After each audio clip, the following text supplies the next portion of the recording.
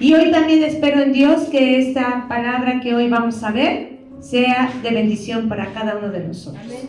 Y les voy a dar un pequeño resumen para quien no pudo venir hace un mes estar aquí. Estamos hablando acerca de un personaje y estamos viendo la confrontación que tuvo con Dios. Y ese personaje es Job, ¿sí? Vimos algunas características de Job. ¿Sí se acuerdan un poquito de él? Vimos que es un hombre muy importante, fue un hombre, dice que era grande entre los orientales, hombre rico, tenía muchas riquezas, en todas las áreas de su vida él era prosperado. Pero Dios permitió que fuera tocado todo lo que él tenía, menos su vida, ¿sí? Hasta su salud se vio afectada, ¿verdad? Todo fue con un propósito, y vimos que todo tiene un propósito. Vimos que el Señor permitió todo esto porque Él quería mostrarle algo a Job, ¿sí? Vimos que él tenía características muy, muy hermosas, que no se los dijo un hombre, sino que Dios mismo las dijo, que era un hombre perfecto, recto, temeroso de Dios y apartado del mal. Y por eso mismo sus amigos no entendían por qué le había venido esta prueba a él, si él era un hombre así. Entonces vinieron sus amigos a tratar de consolarle, sí, estuvieron con él, pero le reconvenían y le decían que se arrepintiera, que por algo le había venido esa prueba, que el justo no padecía eso, que no era posible que Dios castigara a los justos, que solamente Dios castigaba a los impíos. Así es que algo había en Job. El caso está que vimos que durante casi todo el libro, más de 30 capítulos, se basa en lo que es el diálogo entre Job y sus amigos. Pero aparentemente durante todo ese tiempo, Dios no se manifiesta. Dios no dice nada. Aparentemente Dios no está presente, pero sabemos que Dios siempre está presente. Sabemos que Dios siempre tiene sus ojos en nosotros, solamente que es a su tiempo, en el momento indicado, ¿verdad? Así es que durante todo este tiempo estuvo Job esperando la palabra de Dios, y cuando llega la palabra de Dios por fin, cuando Dios por fin se va a revelar a él, dice, vimos que lo hace por medio de un torbellino o una fuerte tormenta, ¿verdad? Y vimos que Dios igual tiene muchas maneras en las cuales se manifiesta a sus hijos. Puede ser por medio de un torbellino, por medio de un viento recio, por medio de un temblor, por medio de relámpagos. Vimos con Moisés que una zarza ardía y no se consumía, ¿verdad? Vimos a Jacob que por medio de ese sueño que tuvo, que él veía una escalera donde subían y bajaban ángeles. Dios tiene muchas maneras en cómo Él se manifiesta a los hombres. Con Job lo hizo a través de un torbellino, y cuando se presenta con Job, se presenta con su nombre, se presenta como Jehová. Y es de los pocos y de los primeros a los que se les reveló este nombre maravilloso, ¿sí? Y entonces vimos que ahora Dios es el que iba a hacer las preguntas. Job se la pasó y sus amigos haciendo preguntas durante mucho tiempo, pero ahora Dios le iba a hacer las preguntas a Job. Y para ello vamos a recordar este versículo, este capítulo en Job, capítulo 38, versículo número 3. Y le dice: ahora ciñe como varón tus lomos, yo te preguntaré y tú me contestarás. Vimos que iba a empezar una pelea, porque al decirle Dios, cíñete como varón, vimos que esta palabra era para los hombres de guerra. El ceñirse, el estar listos para una batalla.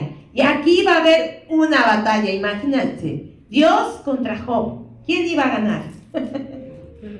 Era equitativa esta pelea, pero vamos a ver por qué se iba a dar esta confrontación. Pero antes de ello, yo quisiera darle algunos datos importantes sobre el libro de Job. Tenemos que saber detalles importantes porque a veces pensamos que Job, no sé, para muchos pudiera ser aburrido. Estar viendo nada más cómo hablan entre ellos, como una plática entre amigos, una plática entre Job y unos diciéndole arrepiéntete y Job diciendo pues de qué me tengo que arrepentir, no es que tú estás mal, pero es que en qué estoy mal, y así se pasa durante todos estos capítulos.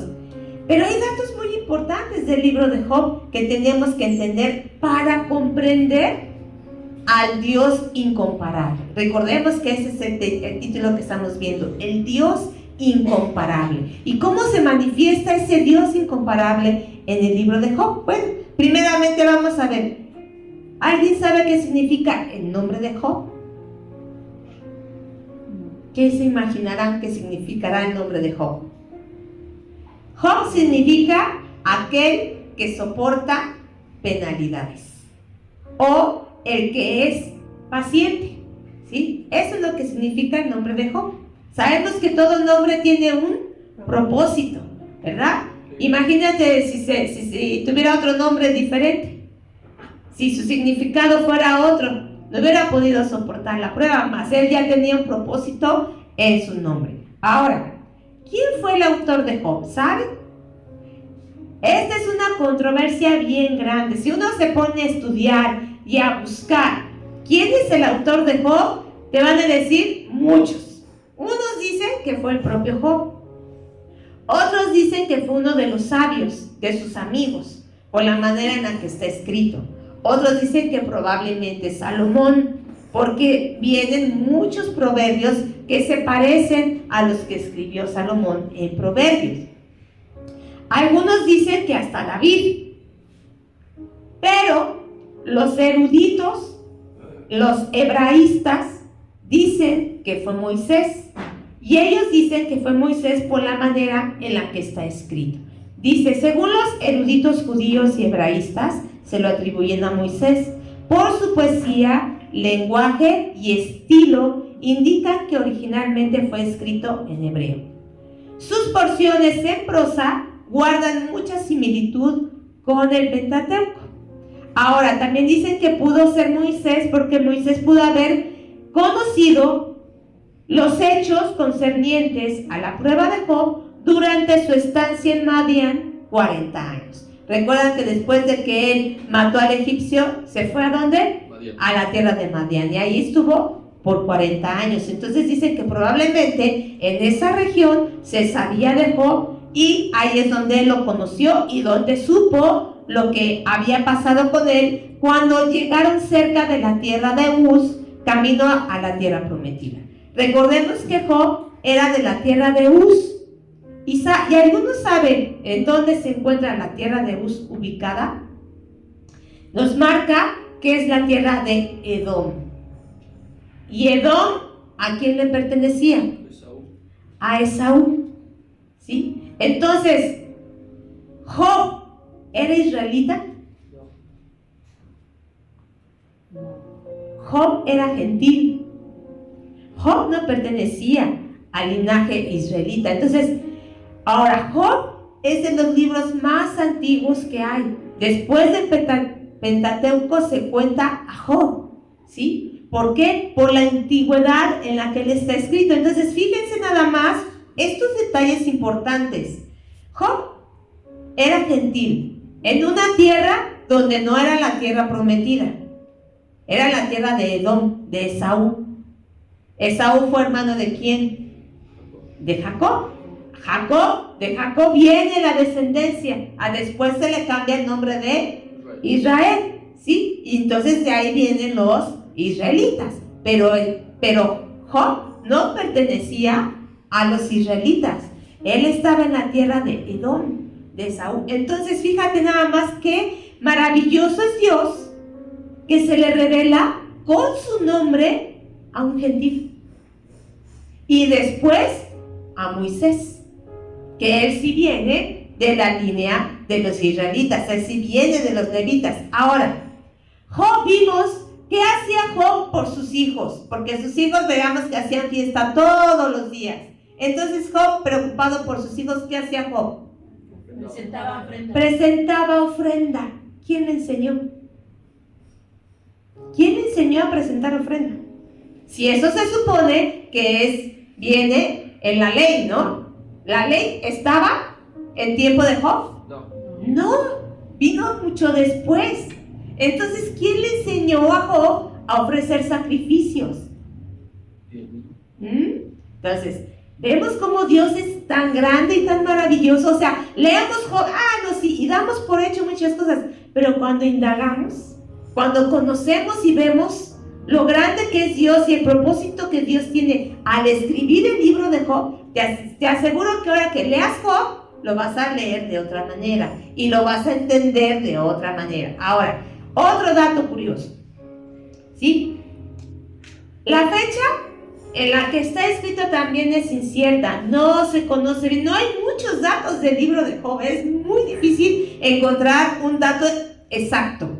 Todos dicen aproximadamente, más o menos por otros dicen que fue por el tiempo de Moisés, otros dicen que por el tiempo de Abraham, otros dicen que cuando regresaron del exilio. Bueno, el caso está que no se sabe a ciencia cierta cuándo se escribió el libro de Job. ¿Pero qué creen? El rey David, estoy segura que leyó Job.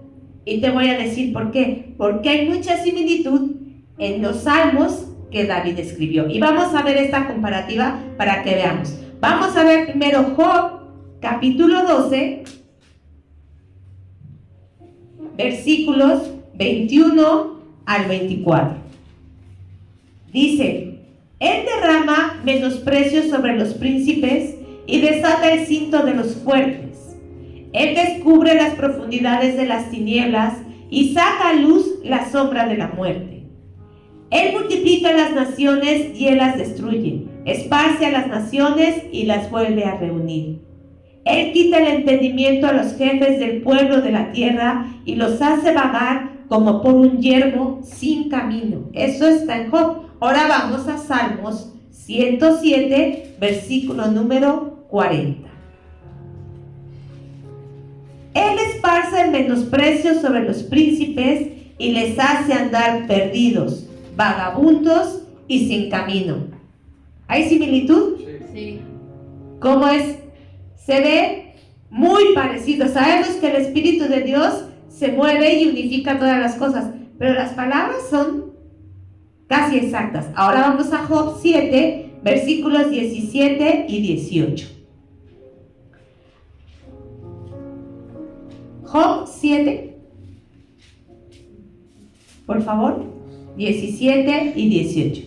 ¿Qué es el hombre para que lo engrandezcas y para que pongas sobre él tu corazón y lo visites todas las mañanas y todos los momentos lo pruebes? Ahora vamos a ir al Salmo número 8, versículo número 4. Digo, ¿qué es el hombre para que tengas de él memoria? Y el Hijo del Hombre para que lo visites. Vemos ahí esas similitudes. Entonces, por eso se cree que David ya había leído el libro de Job y hasta se había inspirado en él.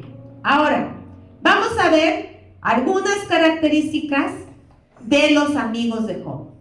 Son 4, pero se enfoca más en los 3 primeros. Y vimos que el primero era Elifaz temanita.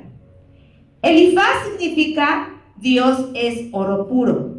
Y Elifaz fue el primogénito de Esaú, según Génesis 36, versículos 40 al 42. No lo vamos a leer, solamente es como referencia para quien esté anotando. Elifaz, primogénito de Esaú, según Génesis 36, 40 al 42. Y él era de la tierra de Temán. Y Temán pertenece a la tierra de Edom. ¿Sí? Entonces, Elifaz tampoco era israelita. Él también era de la tierra de Edom. Él fue considerado como el principal de los 3 amigos. Su discurso fue el más largo y su conclusión fue que Job debe haber cometido algún acto inicuo para haber recibido el castigo de Dios. Ese fue el primer amigo. El segundo, Bildad. Bildad significa hijo de contención o hijo de la discordia. Y él era suahita, de la tierra de Sua. Y Sua fue hijo de Abraham y Sétura. su segunda esposa, según primer libro de Crónicas, capítulo 1, versículo 32, solamente referencia. Y la tierra de Súa también se ubicaba en Arabia, ¿sí? En esa región. Entonces él tampoco era israelita. Y él fue el primero en considerar a los hijos de Job culpables de su mal proceder y por tanto merecedores de lo que les había pasado. O sea, él fue bien directo, ¿no? Y él fue más rudo que los demás. Después viene Zofar, que fue el último en hablar de los tres principales. Y él era Naamatita. Y su nombre significa pájaro gorgojeador, el que gorjea o gorrión. ¿Sí?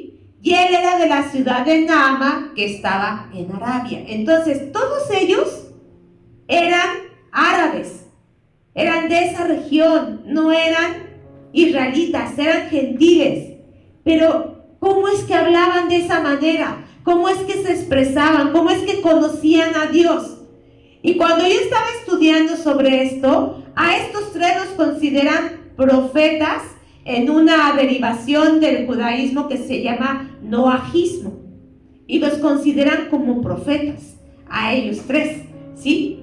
Y entonces, este Zofar acusó a Job de iniquidad también y le dijo que abandonara ya sus prácticas pecaminosas, ¿sí? El último en hablar fue Eliú. Y Eliú era el más joven de todos ellos. Y Eliú, él sí era israelita. Y él, fíjense quién era. Su nombre significa Él es Dios o mi Dios es Él. Hijo de Baraquel Busita de la familia de Ram. Él fue abuelo de Elcana. Y Elcana fue padre de Samuel. ¿Sí? Fíjense nada más la línea que trae Eliú. Y lo vamos a encontrar en 1 de Crónicas, capítulo 6, versículo 37. Y ahí va a aparecer como Eliab o como Eliel. ¿Sí? Pero es el mismo. Entonces, este fue el más joven, el último en hablar. Él no fue tan rudo con Job como los demás, sino al contrario, él se dedicó a exaltar más a Dios que a recriminarle a Job la situación por la cual estaba pasando, ¿sí? Entonces, fíjense nada más cómo es esto, cómo es que Dios se mueve, porque muchas veces creemos que solamente Dios le habla a los de la iglesia, por ejemplo, o solamente le habló en su tiempo al pueblo de Israel, y no. Hemos visto que Dios cómo usaba a gente gentil, cómo usó a Darío, cómo usó a Nabucodonosor, gente que no le conocía, a la cual él se reveló en su tiempo. Así fue en el tiempo de Job, hermano. Desde un principio, el mismo Abraham. ¿Abraham de dónde era? ¿De dónde provenía? ¿Sí? Lo consideraban hebreo. Decían Abraham el hebreo, porque hebreo quiere decir del otro lado del río. ¿Sí? Pero él no era todavía, no, él apenas con él iba a comenzar, pero dice la palabra de Dios que en él iban a ser benditas solamente los israelitas. No, todas las familias de la tierra, ¿sí? Entonces, a través del libro de Job, de estos datos, que a veces podemos decir, pero es que eso a mí, ¿para qué me sirve? Es para ver al Dios grande que tenemos, hermano. Es para ver cómo Dios se mueve, cómo Dios usa, cómo Dios se mueve en todo momento y en toda situación y le habla a quien Él quiere. Y entonces va a empezar la guerra de preguntas. Y aquí fíjense nada más otro dato. A Dios le gusta hacer preguntas, ¿sí saben eso? A Dios le gusta hacer preguntas. Es un método que Él utiliza para enseñar. En la Biblia encontramos aproximadamente 3.099 preguntas. De esas 3.099, 2.120 son del Antiguo Testamento y 979 en el Nuevo. ¿Y saben cuántas preguntas le hizo solamente a Job? Como 200. Como 200 preguntas le hizo a Job. ¿Tú cómo te sientes cuando te empiezan a hacer preguntas así? ¿Pero te gusta? ¿Te gusta que te estén preguntando? imaginando que te hagan una pregunta tras otra, una pregunta tras otra? ¿Cómo te sientes si te están preguntando y preguntas sobre cosas? ¿Te gusta? Ahora que fue los exámenes profesionales de mis hijos, se siente re feo cuando ya acaban ellos su presentación y ya va a empezar el tiempo de las preguntas, hasta uno se pone nervioso.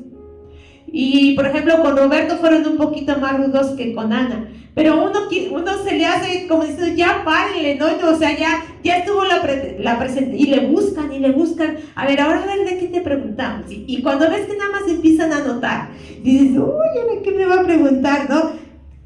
No es algo agradable, ¿no? En muchos aspectos que te hagan tantas preguntas, pero fíjate que Dios usa mucho el sistema de hacer preguntas y con un propósito.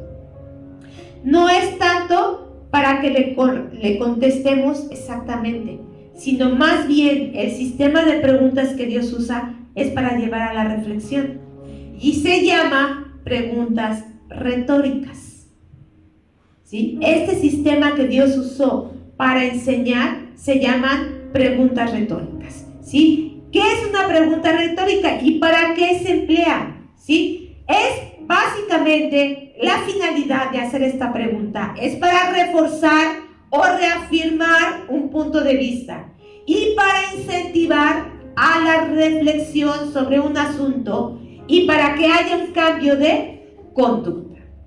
El Señor Jesús utilizó mucho este sistema de preguntas. No sé si se acuerdan que Él, por ejemplo, llegaba con sus discípulos una ocasión y les pregunta, ¿quién dice los hombres que soy yo? Y empiezan a decir, no, pues dicen que Elías, dicen que Juan el Bautista o algún otro profeta. Y les vuelve a hacer otra pregunta, ¿y ustedes quién dicen que soy yo? Y ahí viene una revelación, cuando contesta Pedro y dice, tú eres el Cristo, el Hijo del Dios viviente. Pero también él utilizó preguntas a veces para no querer contestar. Y vamos a ver esta porque es interesante ver cómo el Señor Jesús utilizó este sistema de preguntas. Y vamos a ver Marcos 11, 27 al 33. Aquí vienen los fariseos, ¿sí? Sabíamos que siempre buscaban con qué adorar al Señor Jesús, cómo hacerle. Y dice, volvieron entonces a Jerusalén y andando él por el templo, vinieron a él los principales sacerdotes, los escribas y los ancianos. Y le dijeron, ¿con qué autoridad haces estas cosas? ¿Y quién te dio autoridad para hacer estas cosas? Jesús respondiendo les dijo, os haré yo también una pregunta y respondedme y os diré con qué autoridad hago estas cosas. ¿El bautismo de Juan era del cielo o de los hombres? Respóndanme.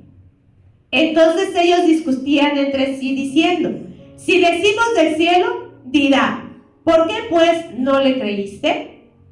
Si decimos de los hombres, pero temían al pueblo, pues todos tenían a Juan como un verdadero profeta. Así que, respondiendo, dijeron a Jesús, no sabemos. Entonces respondiendo Jesús les dijo, tampoco yo os digo con qué autoridad hago estas cosas. El Señor Jesús utilizaba mucho esto, ¿sí? Con estos propósitos, ¿sí? Con esta situación. Por eso le digo, a Dios siempre le gusta hacer preguntas. Y vamos a ver qué tipo de preguntas le hizo a Job y a ver quién de nosotros puede responderlas. Así es que vamos a comenzar a ver esta batalla de preguntas, este bombardeo de preguntas que Dios le hace a Job. Y vamos a ver la primera de ellas. Job 38, versículo número 4. Le dice, ¿dónde estabas tú cuando yo fundaba la tierra? Házmelo saber si tienes inteligencia. La primera pregunta, ahora, a ver, ¿dónde estabas tú cuando yo estaba haciendo la tierra? Dice, si eres muy gallito, a ver si eres muy inteligente, contéstamelo. ¿Quién le puede responder esto al Señor? ¿Quién le puede decir eso? Obviamente, la respuesta, ¿cuál iba a ser? No, pues no estaba yo no estaba ahí cuando tú fundabas la tierra, ¿sí? Esa era la respuesta obvia. Pero ¿cuál es la intención de Dios al hacerle a Job esta pregunta? Sabía que no le iba a poder responder. Pero entonces, ¿por qué le hace esta pregunta? ¿Qué le estaba haciendo? ¿Lo estaba qué? Ubícate.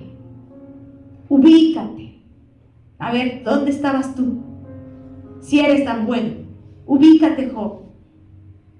Ponte en tu lugar, ¿sí? Entonces, imagínate si Job, más bien, le pudiera responder esto a Dios, entonces tendría el derecho de cuestionarle lo que quiera, ¿sí? Eso es lo que le estaba diciendo Dios a Job. A ver, si me respondes esto, me puedes cuestionar lo que tú quieras. Pero Dios sabía que no iba a poder ser, ¿sí? ¿Acaso en Génesis capítulo 1, donde vemos que Dios hizo los cielos y la tierra, aparece Job? Por ahí se menciona Job. Ay, Job estaba ahí presente mientras Dios creaba los cielos y la tierra. No, ¿verdad? En ningún momento, ¿sí? Pero entonces Dios conoce su creación. Dios sabe bien, ¿sí? Si tú conoces a tu familia, por ejemplo, ¿conoces a tus hijos? ¿Los conoces? ¿Sabes que cuando hacen algo, cuando te están mintiendo, cuando no quieren hacer las cosas, los conoces? A veces solamente nada más con verles la cara les dices, ¿qué te pasó?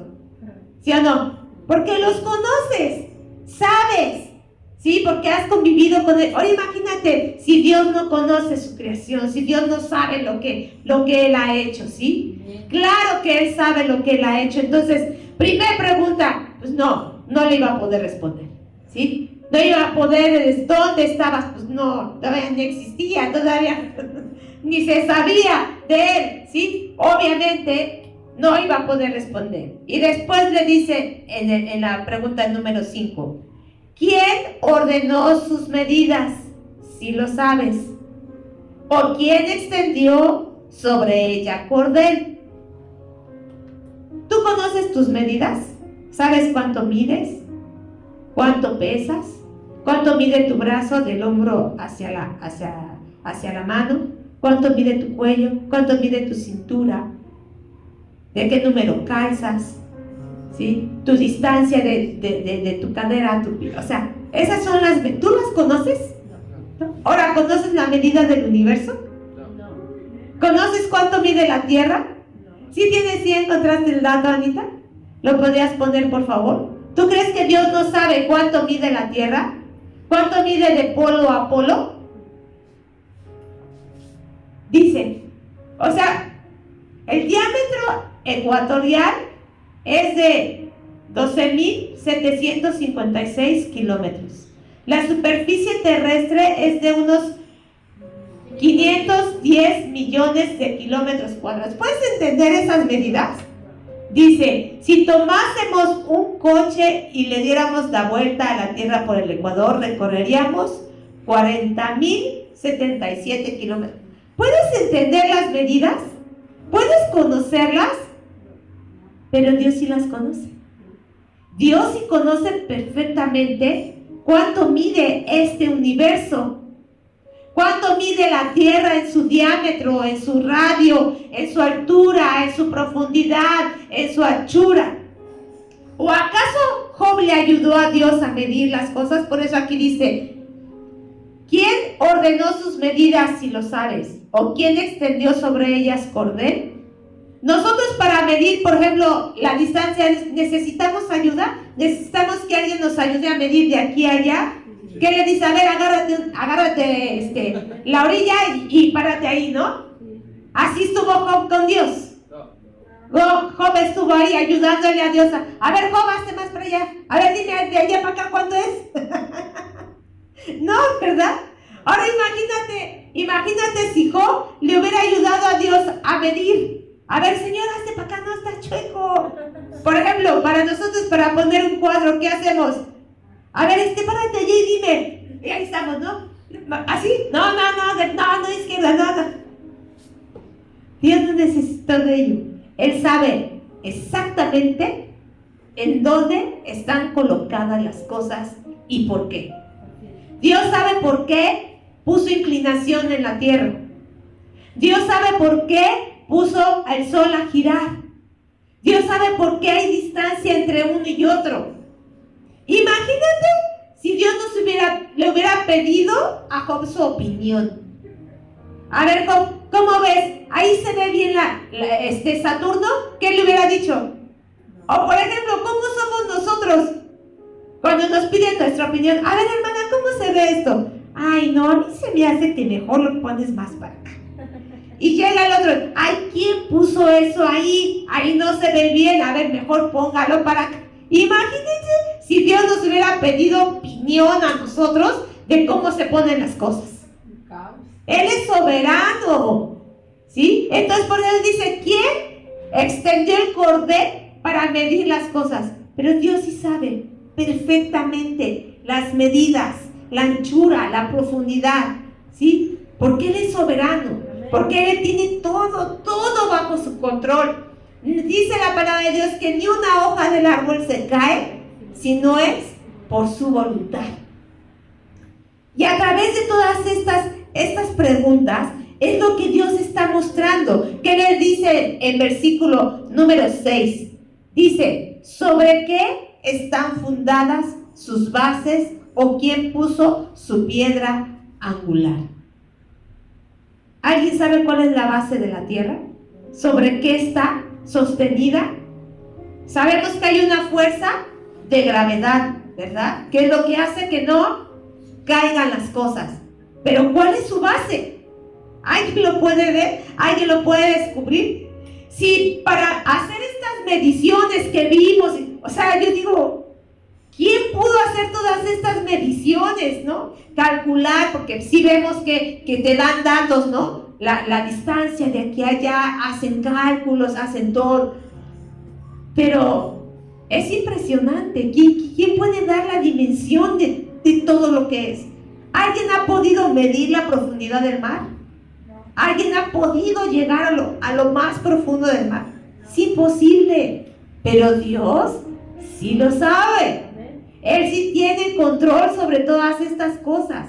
Él sí ha medido, por eso dice, ¿cuáles son sus bases? ¿Cuáles son sus fundamentos? Y aquí hay algo bien hermoso, hermano, bien precioso, que habla la palabra de Dios. Sabemos que Dios siempre esconde todas las cosas. Todo tiene un propósito. No son preguntas nada más así que Dios le está haciendo a Job. Porque a través de estas preguntas, no solamente era hacerle ver a Job su condición, ubicarlo en cómo él estaba, sino era a los demás. Y ahora a nosotros que lo estamos leyendo, para todo aquel que lo lea, ¿sí? Porque dice aquí, ¿sobre quién puso su piedra angular? Y aquí es una revelación bien hermosa, hermano. Sabemos que toda construcción debe de tener un fundamento, debe de tener una base, un cimiento firme, ¿sí? ¿Qué pasa si una construcción no tiene un buen cimiento? Se cae, ¿sí?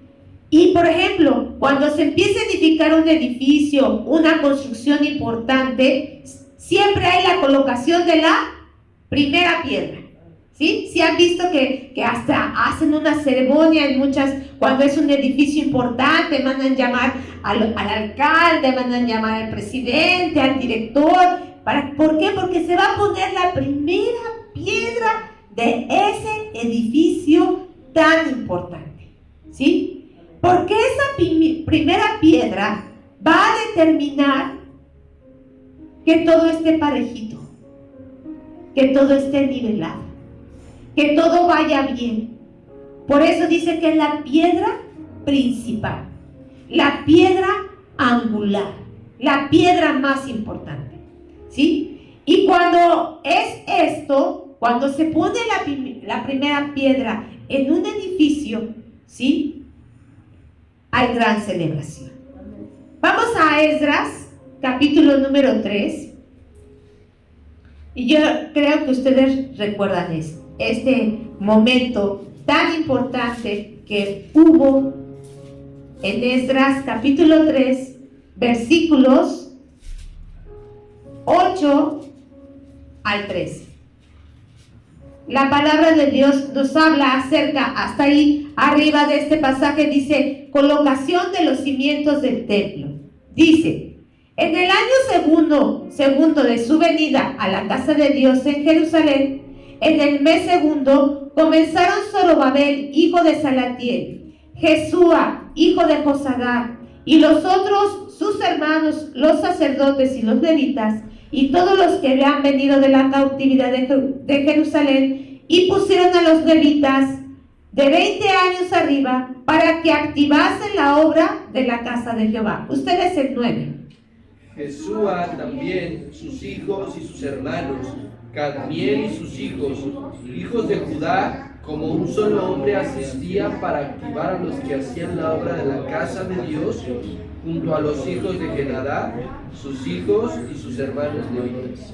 Y cuando los albañiles del templo de Jehová echaban los cimientos, pusieron a los sacerdotes vestidos de sus ropas, con trompetas, y a los levitas hijos de Asaf, con címbalos, para que alabasen a Jehová, según la ordenanza de David, rey de Israel. 11, por favor. Y cantaban, alabando y dando gracias a Jehová, diciendo, porque Él es bueno, porque para siempre es su misericordia sobre Israel. Y todo el pueblo aclamaba con gran júbilo, alabando a Jehová, porque se echaban los cimientos de la casa de Jehová. Y muchos de los sacerdotes, de los levitas y de los jefes de casas paternas, ancianos que habían visto la casa primera, viendo echar los cimientos de esta casa, lloraban en alta voz, mientras muchos otros daban grandes gritos de alegría. 13.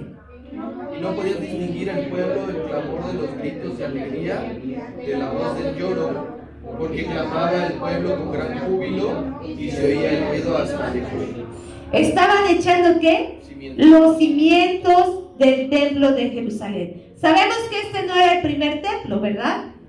Este ya fue la reconstrucción. El primer templo lo hizo Salomón de una manera majestuosa, de una manera tremenda. Pero viene el cautiverio, derriban ese templo y cuando ellos regresan, iban a reedificar ese templo, pero era necesario comenzar otra vez.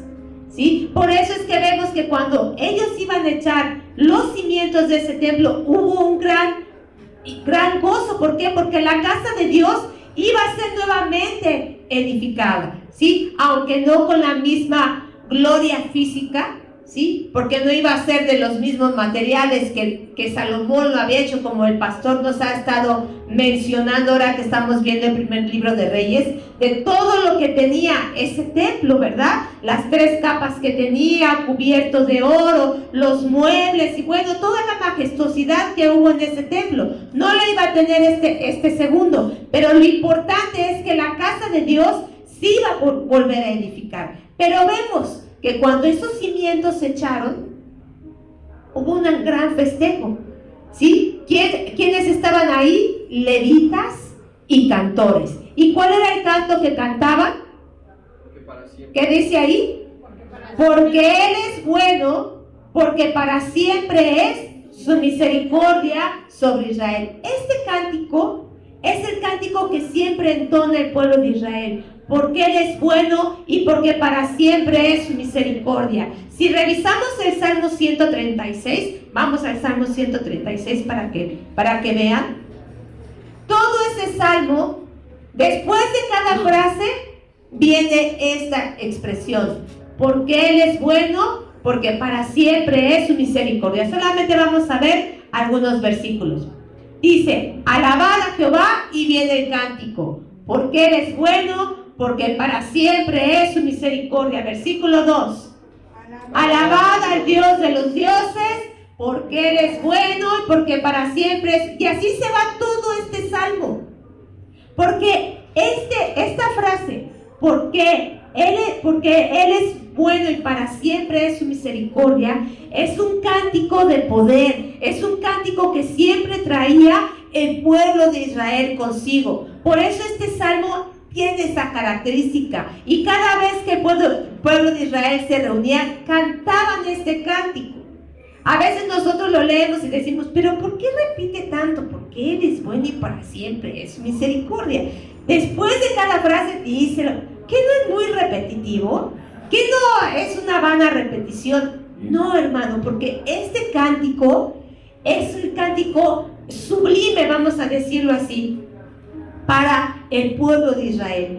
Tal es así este cántico, hermanos, que en una ocasión, en el tiempo del rey Josafat, iba a venir contra ellos guerra, como siempre lo había contra ellos. Y entonces Josafat consulta a Dios, y Dios le dice al pueblo: no teman ni se amedrenten, porque yo mañana voy a derrotar a sus enemigos.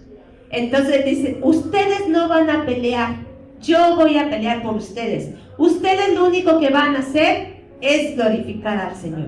Y entonces dice la palabra de Dios ahí en Crónicas, que sale el pueblo se alistó a una batalla, el pueblo estuvo ahí, pero dice la palabra que cuando ellos iban saliendo, iban cantando: glorificad a Jehová, porque su misericordia es para siempre, amén. Es para siempre, amén. Y mientras ellos iban cantando, ¿qué creen que iba pasando?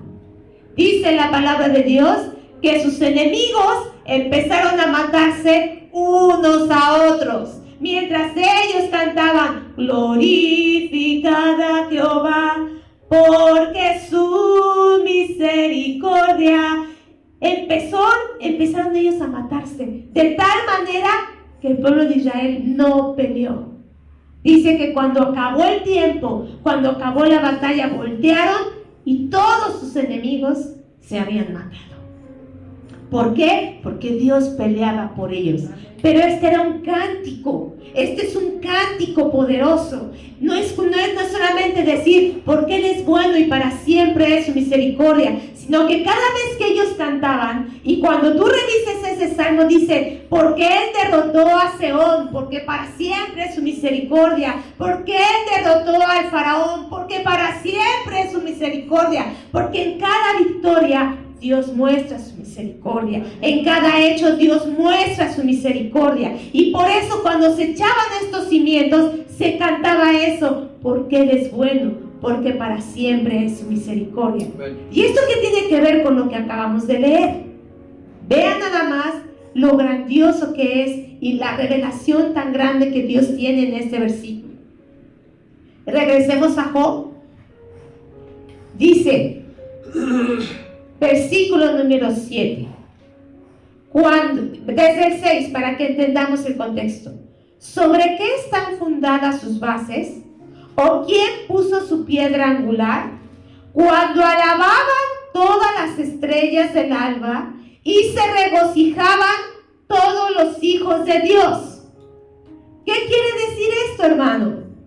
Que cuando Dios puso las bases del universo, cuando Dios puso la piedra angular de todo lo creado, dice que los seres celestiales, las estrellas hablan de seres celestiales y los hijos de Dios hablan de los ángeles celestiales. ¿Qué hacían ellos mientras Dios creaba todas las cosas?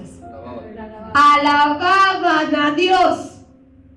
¿Por qué era ese regocijo de los seres celestiales? ¿Por qué había tal regocijo? No solamente por ver ellos cómo Dios creaba todas las cosas, no solamente por ver el poder, la magnificencia. ¿Tú te puedes imaginar eso, hermano? Viendo a Dios crear algo, que tú estés presenciando el momento en el que Dios dijo: hágase la luz, y tú lo viste.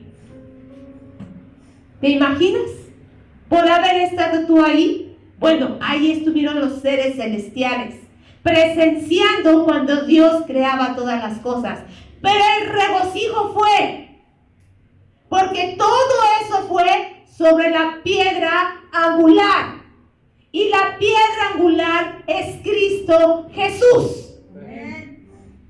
En Cristo Jesús se estaban fundando todas las cosas. La palabra de Dios nos dice que Cristo Jesús es la piedra angular. Y vamos a Salmos, capítulo 118, versículo 22.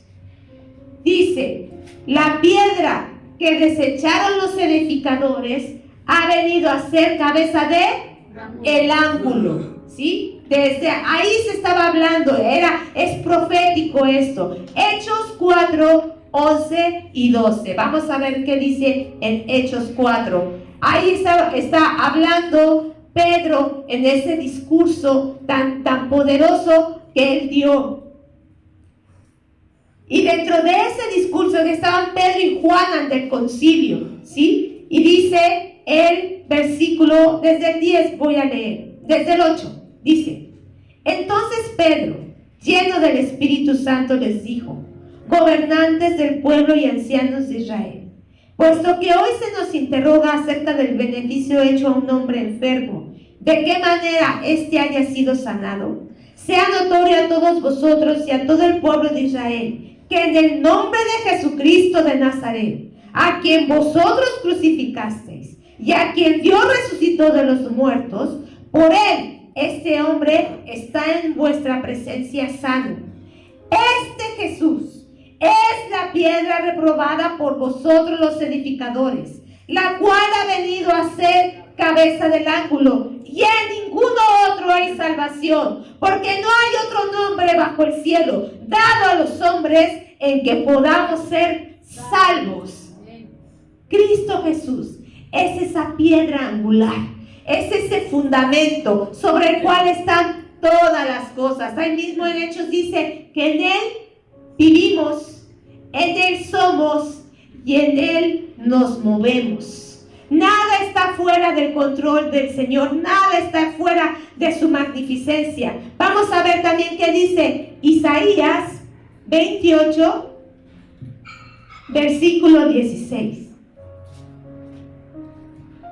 Por tanto, Jehová el Señor dice así: he aquí que yo he puesto en Sión por fundamento una piedra, piedra probada, angular, preciosa, de cimiento estable. El que creyere en él no se apresure. El Pablo dice: el que creyere en él no será avergonzado. Pero fíjate aquí cómo describe esa piedra.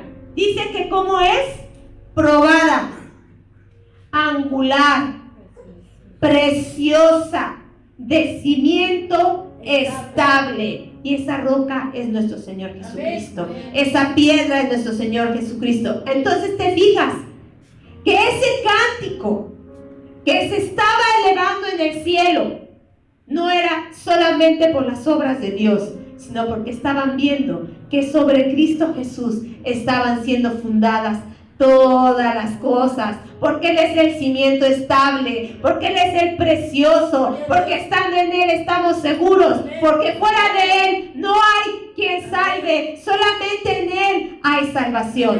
Ahora, ¿cuál sería ese cántico? ¿Qué cantaban los ángeles?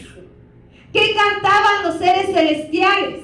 Nosotros vimos aquí cuál es el cántico en la tierra, vamos a decir, que canta el pueblo de Israel, que alaban, con ese alaban el nombre del Señor, porque Él es bueno, porque para siempre es su misericordia.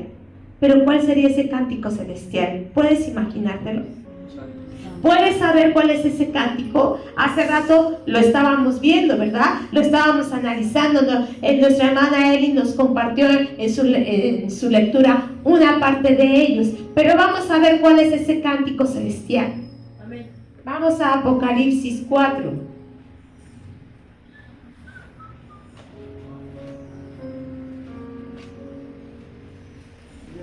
De hecho, este capítulo que dice en su encabezado, si ahí lo tienes, ¿qué dice? La adoración celestial. Y en esta adoración celestial, Juan dice que miró y dijo, y ve una puerta abierta en el cielo, y entonces él empieza a ver todo lo que había en esa visión que él tenía, ¿sí? Y el versículo 2 dice, y al instante yo estaba en el Espíritu, y aquí un trono establecido en el cielo, y en el trono uno sentado. Y el aspecto del que estaba sentado era semejante ¿a qué? A piedra de jaspe. ¿Te fijas cómo lo describe? Como una piedra de jaspe, de coralina. Y había alrededor del trono un arco iris, semejante en aspecto a la esmeralda. Y alrededor del trono había 24 tronos, y vi sentados en los tronos a 24 ancianos vestidos de ropas blancas, con coronas de oro en sus cabezas. Y del trono salían relámpagos y truenos y voces, y delante del trono ardían 7 lámparas de fuego, las cuales son las 7 espíritus de Dios. Y delante del trono había como un mar de vidrio, semejante al cristal. Y junto al trono y alrededor del trono, 4 seres vivientes llenos de ojos delante y detrás. El primer ser viviente era semejante a un león, y empieza a describir a los seres vivientes. Versículo 10. Y los 24 ancianos se postran delante del que está sentado en el trono, y adoran al que vive por los siglos de los siglos, y echan sus coronas delante del trono, diciendo, juntos vamos a leer el versículo número 11. Señor, digno eres de recibir la gloria, la honra y el poder, porque tú creaste todas las cosas, y por tu voluntad existen y fueron creadas. La adoración celestial. Ellos no se cansan de adorar a Dios y decirle, santo, santo, santo, Dios todopoderoso, el que era, el que es y el que ha de venir. ¿Te imaginas esta adoración mientras Dios estaba fundando la tierra? Por eso era ese gozo, por eso era ese regocijo, por eso alababan las estrellas y todos los seres vivientes, porque veían el poder de Dios. Porque estaban viendo el poder de Dios. Ahora, ¿tú qué has visto de Dios, hermano? No estuvimos ahí cuando Él creó todas las cosas, pero ¿qué has visto del poder de Dios? ¿Es suficiente para que tú le alabes? ¿Es suficiente para que tú le bendigas? ¿Es suficiente para que tú le adores? Así es que hagámoslo, hermano. Adoremos el nombre de nuestro Dios. Exaltemos al Dios incomparable que tenemos. Tenemos un Dios que no se compara a nadie. ¿Quién puede decir esto? ¿Quién puede cuestionar? ¿Quién puede decir, a ver, dame las medidas de esto? Dios te las va a dar. ¿Qué Dios hay que pueda haber creado una sola cosa? Que se hable de Él como se habla en las Escrituras, desde el principio hasta el final. En el principio creó Dios los cielos y la tierra. Y ahí estaba presente nuestro Señor Jesucristo. Y al final vimos que lo describe como una piedra preciosa. Por eso ahí decía en Isaías, piedra preciosa. Dicen que era como joyas. ¿Quién ha visto una joya así? Bien. ¿Quién ha visto un diamante, una esmeralda, una coralina, un jaspe? ¿Quién ha tenido en sus manos una joya de este? Si acaso y ya nos maravillamos, ¿sí o no? Con algo así.